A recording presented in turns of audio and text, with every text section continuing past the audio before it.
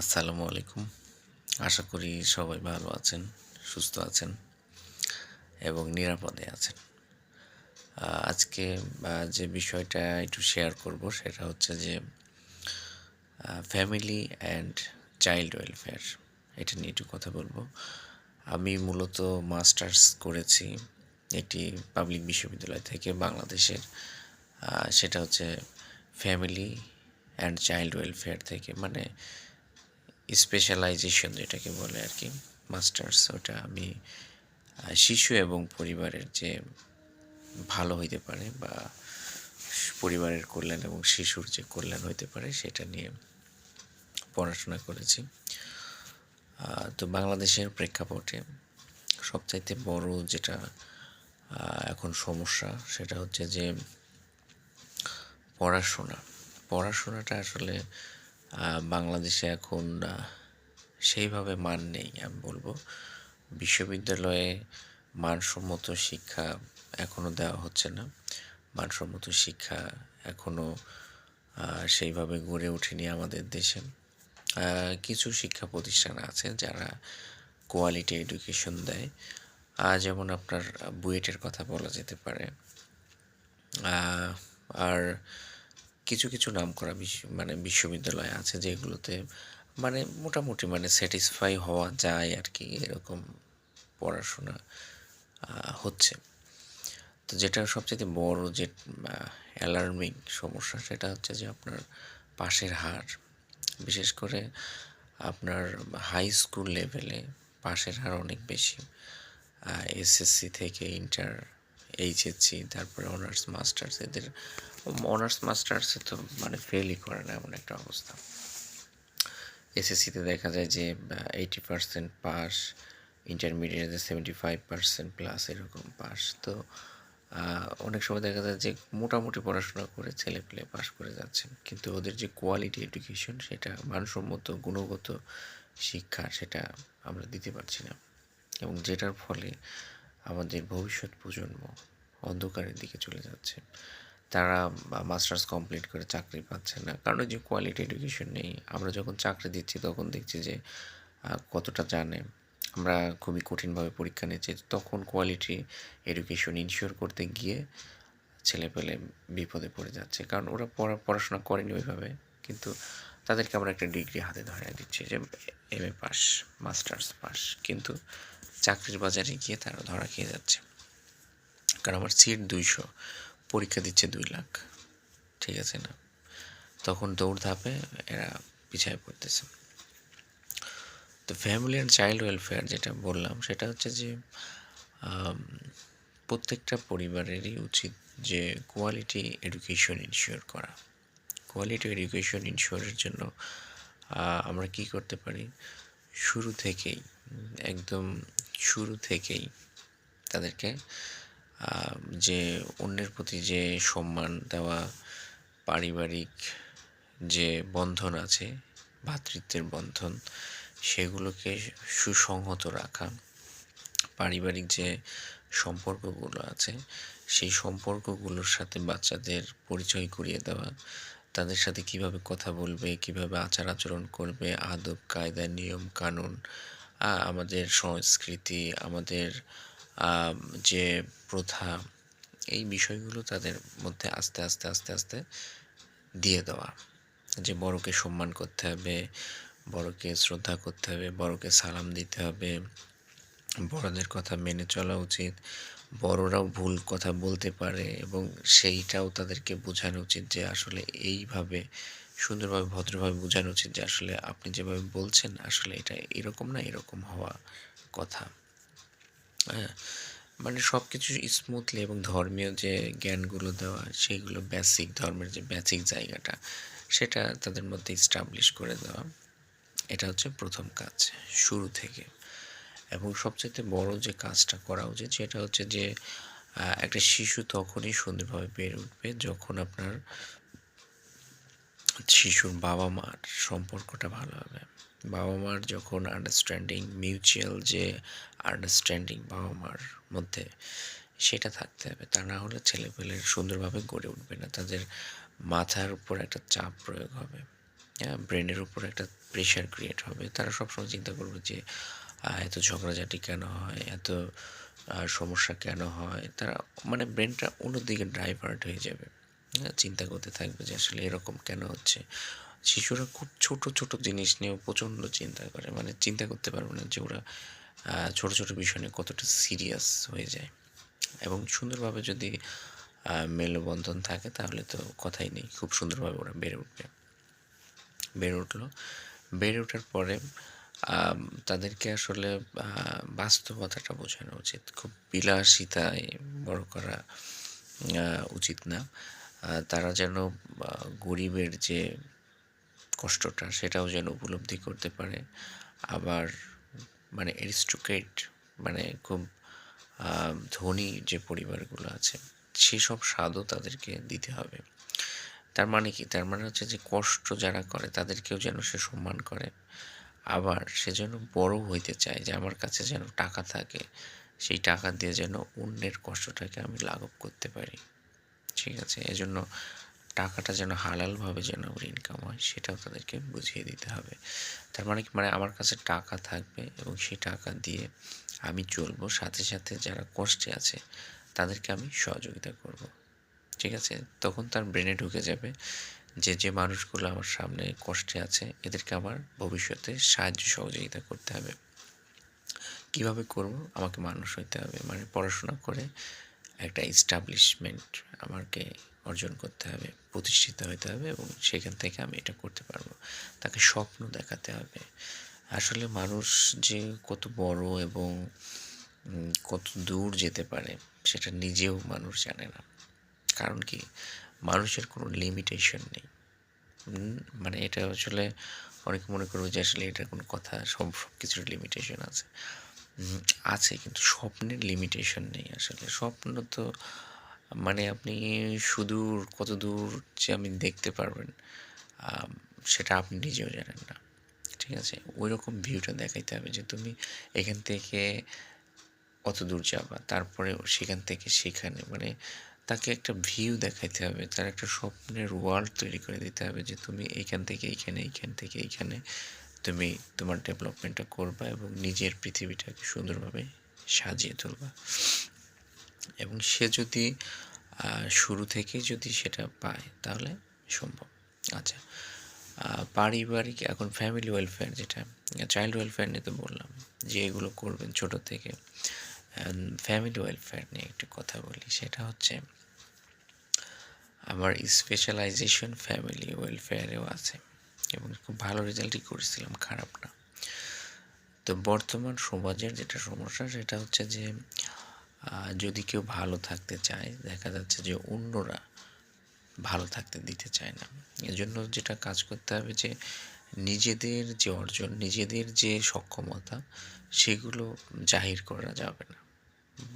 লোকের কাছে বলতে যাবেন না যে আমার এইটা আছে, আমার ওইটা আছে, আমি এইটা করছি, ওইটা করছি। এগুলো বলতে যাবেন না। সময় হলে এমনিতেই মানুষ দেখতে পারবে, জানতে পারবে। আর মানুষ প্রচণ্ড এখন মানে হিংসা প্রকৃতির, মানে হিংসুক টাইপের হয়ে গেছে। অন্যের ভালো তারা দেখতে পারে না। এজন্য বিভিন্নভাবে নানানভাবে আপনাকে খোঁচাবে। এই তোমার ওইটা হলো না, এই তোমার এটা দরকার, এই তোমার না এই পোশাক পরছো কেন? আরে তুমি ভালো না, তোমার কেমন লাগছে? ভালো থাকতে হলে প্রথম যে কাজটা করতে হবে যে অন্যের দ্বারা প্রভাবিত হওয়া যাবে না। এটা মাস্ট লাগবেই। আপনি অন্যর দ্বারা কখনোই প্রভাবিত হবেন না যে অন্যরা ফ্ল্যাট করে ফেললো, অন্যরা জমি কিনে ফেললো, অন্যরা বড় বড় চাকরি করে, আমার তো ছোট চাকরি, আমার তো এই কিছু না। এই আসলে কিছুই না, কোনো ফ্যাক্ট, কোনো ফ্যাক্ট না। আপনি যত ছোট পরিসরেই থাকেন, আপনি যদি প্ল্যান করে চলেন, আপনি একসময় সবাইকে ছাড়িয়ে যাবেন। যদি চেষ্টা থাকে একদম মাস্ট হবেই। তো ফ্যামিলি ওয়েলফেয়ারের জন্য সবচাইতে বড় জরুরি হচ্ছে ফ্যামিলির মধ্যে যারা আছে তাদের মধ্যে মিউচুয়াল আন্ডারস্ট্যান্ডিংটা খুব দৃঢ়ভাবে, সুদৃঢ়ভাবে গড়ে তুলতে হবে, যেন কেউ বাদ না পড়ে। সচেতনভাবে সবার সাথে সবার যোগ সাদৃশ্য থাকতে হবে, বন্ধনটাকে দৃঢ় রাখতে হবে। এবং এটাই নেই, এটাই নেই। অনেক সময় ইমব্যালেন্স হয়ে যায় আমাদের সম্পর্কগুলো। আমরা মনে করি যে না আমরা একা, একা থাকবো। জাস্ট ফ্যামিলি নিয়ে, ছোট ফ্যামিলি নিয়ে থাকবো। হুম?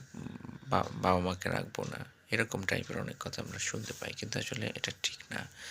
আপনাকে ইতিহাসটা জানতে হবে। আপনার যখন বাচ্চা হচ্ছে, আপনি তো আপনার বাচ্চাকে কতটা যত্ন করছেন, ভালোবাসতেছেন, তাই না? ঠিক আপনাকেও উপলব্ধি করতে হবে যে আপনাকেও ঠিক একইভাবে আপনার বাবা-মা আ একই আদর দিয়ে, স্নেহ দিয়ে, মায়া মমতা দিয়ে বড় করে তুলেছে। ঠিক না? তো আ আপনার সন্তান যদি আপনার সাথে এরকম খারাপ আচরণ করে, আপনার কেমন লাগবে? ঠিক আপনার এই অনুধাবন থেকে আপনার উচিত হবে না আপনি নিজের বাবা-মার সাথে এমন কোনো মিসবিহেভ করা যেগুলোতে তারা কষ্ট পাবে। এজন্য সবার সাথে সবার যেমন আপনার বোন থাকতে পারে, ভাই থাকতে পারে, বাবা-মা থাকতে পারে এবং স্ত্রী থাকবে বা সন্তান থাকবে, ওনাদেরকে ফার্স্ট প্রায়োরিটি দিতে হবে সবাইকেই। সবাইকে নিয়ে একসাথে সুন্দরভাবে বেঁচে থাকার সুদৃঢ় প্রতিজ্ঞ থাকতে হবে সবার মাঝে। এবং সবচাইতে যে সমস্যাগুলো এখন বাংলাদেশে আমি এখন দেখতে পাই সেটা হচ্ছে অশান্তি যেটা বেশি হয় সেটা হচ্ছে যে আ আ একটা মেয়ে বিয়ে করে এসে পরিবারে দেখা যাবে যে তার বাবা-মার কথা শুনতেছে। এই তুমি না তোমার স্বামীকে একটু টাইটে রাখো। এই তুমি না ওই জমিটা তোমার নামে লিখে নাও। হ্যাঁ? এই পুরুষ মানুষকে ছেড়ে দেওয়া যাবে না। এই বাবা-মাকে এত কিছু কেন দিবে? তোমাদের এখন সংসার হইছে না। এইগুলো শোনা যাবে না। কারণ কি? কারণ হচ্ছে যে প্রত্যেকটা মানুষেরই একটা অধিকার আছে। মৌল মানবিক অধিকার আছে। বাবা-মা কিন্তু বেসিক হিউম্যান নিডসটাও ডিমান্ড করবে আপনার কাছে। আবার মানে মানবিক যে ব্যাপারটা সেটাও তাদেরকে ইনশিওর করতে হবে। হ্যাঁ, অসুবিধা নেই। আপনি তো আপনার আম ফ্যামিলির যাকে বিয়ে করেছেন, স্ত্রী তার বাবা-মাকেও আপনাকে ব্যালেন্স করে চলতে হবে। তাদেরকেও দেখতে হবে, তাদেরকে সম্মান করতে হবে। ঠিক আছে? ২ দিকে ব্যালেন্স করার সক্ষমতাটা আপনাকে গড়ে তুলতে হবে যেন ইকুয়াল ডিস্ট্রিবিউশনটা হয়। অথবা আপনি ইনশিওর করছেন আপনার বাবা-মাকে বেস্টটা দিতে কোনো সমস্যা নেই। ওদিকেও যেন ব্যালেন্সটা থাকে।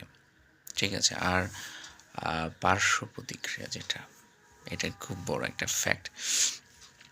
সমাজের কোনো মানুষের কোনো কথা আ আপনি মাইন্ডে খুব গভীরভাবে নিবেন না। জাস্ট তুচ্ছভাবে দেখবেন যে সমাজে কে কি বলল, ডোন্ট মাইন্ড। মানে ওইটাকে মাথায় ঢোকানোই যাবে না।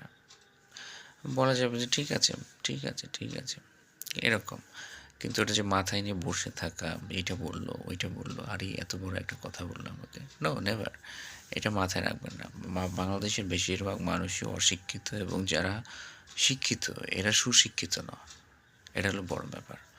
বেশিরভাগ মানুষ তো অশিক্ষিত এবং যারা শিক্ষিত আছে তারা সুশিক্ষিত না। এটা হলো সবচাইতে বড় সমস্যা আমাদের দেশের। এজন্য তারা হঠাৎ করে অন্যকে আঘাত করে এবং বাংলাদেশের যেটা সবচাইতে বড় সমস্যা সেটা হচ্ছে যারা নিরিবিলি ভদ্রভাবে বসবাস করতে চায় ওনাদেরকে দুর্বল ভাবা হয়। একটু মোসাম নিয়ে থাকা, একটু অহংকার নিয়ে থাকা, একটা গাম্ভীর্য নিয়ে থাকা, একটা ভাব নিয়ে থাকা, এই ওকে মেরে ফেলবো, একে কেটে ফেলবো, একে দেখে নেব, একটু মেজাজ দেখানো, পার্সোনালিটি ওদেরকে মানুষ সমীহ করে চলে। আপনাকে কী করতে হবে? ব্যালেন্স নিয়ে চলতে হবে। যে যেভাবে চলে চলুক, সমস্যা নেই। আপনি আপনার মতো যখন ডেভেলপমেন্ট করে ফেলবেন, আপনি যখন একটা জায়গা তৈরি করে ফেলবেন সমাজে, তখন এমনিতেই আপনি কোয়ালিটির দিক থেকে, কোয়ান্টিটির দিক থেকে আপনি উপরে চলে যাবেন এবং উপরে যাওয়ার পরে সমাজের মানুষ আপনাকে আর ডিস্টার্ব করবে না। আপনাকে আর খোঁচাবে না। খোঁচানোর ঊর্ধ্বে চলে যাবেন। ওই যে একটা প্রবাদ পড়েছিলাম যে, "তুমি এতটা উপরে চলে যাও যেন শত্রুরা তোমাকে ঢিল দিলে যেন তোমার শরীরে না লাগে। এতটা উপরে তুমি চলে যাও।" ঠিক আছে? তো চলে যাবেন, কোনো সমস্যা হবে না। সেইভাবে প্ল্যান করে আগাইতে হবে। ঠিক আছে? আর আরেকটা কথা কি জানেন? যারা শিক্ষিত মানুষ ওনারা কাউকে আসলে স্পেসিফিকভাবে শত্রু ভাবে না। কারণ কি? তারা বুঝতে পারে যে আমার সাথে যারা অপরাধ করছে, আমার প্রতিশোধ নেওয়ার কোনো প্রয়োজন নেই। একদম প্রাকৃতিকভাবে আল্লাহ প্রদত্তভাবে সৃষ্টিকর্তার ভাবে উপর থেকেই ওনাদের বিচার করে দেয় এবং আবহমান কাল থেকে একদম পৃথিবীর জন্মের শুরু থেকে এই কাজগুলো আল্লাহ করে আসতেছে এবং খুবই সূক্ষ্মভাবে, খুবই সুন্দরভাবে, খুবই সুচারুভাবে আল্লাহ ন্যায় বিচারগুলো করে থাকে। এ নিয়ে সন্দেহের বিন্দু মাত্র, চুল মাত্র অবকাশ নেই। এজন্য শত্রু নিয়ে এত ভাবার কোনো কারণ নেই। জাস্ট আপনি যদি সৎ থাকেন, সৎ পথে চলেন, সুন্দরভাবে চলেন, আপনাকে কেউ থামাইতে পারবে না এবং আপনি একটা সময় একটা জায়গায় পৌঁছে যাবেন। এইখানে কেউ বাধা দিতে পারবে না। হ্যাঁ, মাঝে মাঝে একটু সমস্যা হইতে পারে, পথে হোঁচট খাইতে পারেন, পড়ে যেতে পারেন। এটা উপরওয়ালার দায়িত্ব, আপনাকে তুলে নেবে। অসুবিধা হবে না, চলার পথ সুন্দর করে দিবে এবং ওটার দ্বিগুণ যে প্রাপ্য সেটা উপর থেকে আপনার উপর অর্পিত হয়ে যাবে। বুঝতে পারলেন? তো হোঁচট খেলেই পড়ে গেলেই আল্লাহকে আবার দোষারোপ করেন না যে একটা কাজ হইলো আমার সাথে। কিন্তু সামনের দিনগুলোতে আপনি সেই হোঁচটের দ্বিগুণ পরিমাণ বেনিফিট পাবেন। ধৈর্য ধরতে হবে, এগুলো কথা। তো আজকে ফ্যামিলি অ্যান্ড চাইল্ড ওয়েলফেয়ার নিয়ে এটাই বললাম যে নিজের যোগ্যতা অনুযায়ী নিজের একটু ধৈর্য ধরুন, সুন্দরভাবে সামনে আগান, একটু সময় নিন, শান্ত থাকুন, কুল ডাউন, ঠিক আছে? শান্ত থাকুন, ধৈর্য ধরে থাকুন। একটা সময় নিজের একটা জায়গা তৈরি হয়ে যাবে, কোনো সমস্যা হবে না। আর যেটা কথা সেটা হচ্ছে যারা অন্যায় অবৈধ পথে থাকে সে তো নিজে জানে যে আসলে আমি কয় টাকা মেরে খেলাম এইখান থেকে, বা আমার দূষিত টাকার পরিমাণ কত। যদি আসলেই সে মন মন তো মিথ্যা কথা বলে না, মন বলে দিবে যে তোর আজকে 10 টাকা ইনকাম, 8 টাকা দূষিত, তার মানে ওর রক্ত দূষিত, ওর শরীর দূষিত, ও 5 তলা 10 তলা বিল্ডিং করলে একটা সময় থাকবে না। আল্লাহ কোরআনে বলেছেন যারা মিথ্যা সাক্ষ্য দেয় এবং মিথ্যার উপর চলে ওরা ধ্বংসপ্রাপ্ত হবে আর কি। এরকম টাইপের একটা পড়লাম আর কি, ছোড়া আয়াত পড়লাম, ঠিক আছে? তো কোরআনকে তো বিশ্বাস করতে হবে, একদম অবধারিত, একদম টু দ্য পয়েন্টে। এটা বিশ্বাস রাখতে হবে, বিশ্বাস রাখলে আপনি হারবেন না। আর জয়ী হওয়ার সবচেয়ে বড় মূল মন্ত্র যেটা, সেটা হচ্ছে ধৈর্য ধরে থাকা, সৎ থাকা, লেগে থাকা, পরিশ্রম করা। একটা সময় আসন আপনার সামনে চলে আসবে, আপনি বসে পড়বেন একদম। তো সবাই ভালো থাকুন, সুস্থ থাকুন, নিরাপদে থাকুন, আপনার কেউ ক্ষতি করতে পারবে না। উপরে একজন বসে আছে, সে সব প্ল্যান করে রেখেছে, সময়ে সময়ে যখন যেটা জরুরি প্রয়োজন সেটা আপনাকে দিয়ে দিবে, দিয়ে আপনাকে মন থেকে বলাবে যে আল্লাহ আপনি আমাকে এত ভালোবাসেন, আলহামদুলিল্লাহ। তো সবাই ভালো থাকেন, সুস্থ থাকেন, সবার প্রতি দোয়া, নিজের ফ্যামিলিকে আগলে রাখেন এবং সবচেয়ে বড় কথা, অন্যের যেন যেন আপনার মনটা একটু কাঁদে। কেউ খাইতে পারে না পাশে, একটু খাওয়াবেন, টাকা পয়সা একটু খরচ করবেন, মন ভালো থাকবে, এটা মনের ওষুধ, ঠিক আছে? ভালো থাকুন সবাই, আল্লাহ হাফেজ।